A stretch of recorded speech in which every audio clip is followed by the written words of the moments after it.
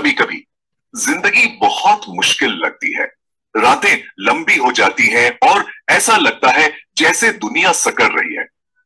शायद आप सोच रहे होंगे, सुकून कहां है, अल्लाह की मदद कहां है। लेकिन अल्लाह हमें सूरह बकरा में याद दिलाते हैं, क्या तुम ये समझते हो कि तुम जन्नत में दाखिल हो जाओगे बगैर इन आजमाइशों के जो तुमसे पहले लोगों पर आए।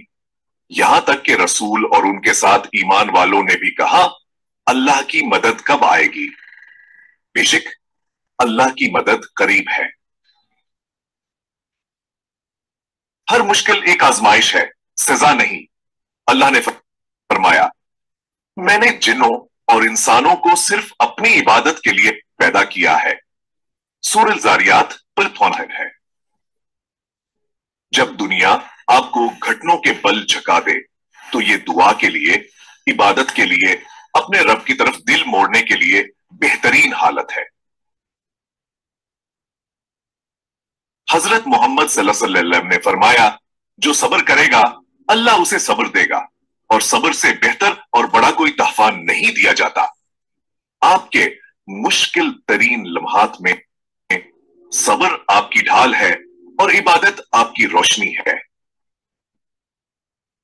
सूरह अल-अनकबूत में हमें बताया गया है, क्या लोग ये समझते हैं कि उन्हें छोड़ दिया जाएगा क्योंकि वो कहते हैं हम ईमान लाए हैं और उनकी आजमाइश नहीं होगी।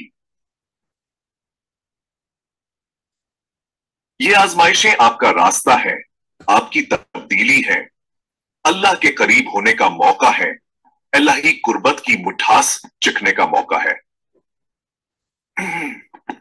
साबित कदम रहें, डिटे रहें, इबादत करें, चाहे दिल कांप रहा हो।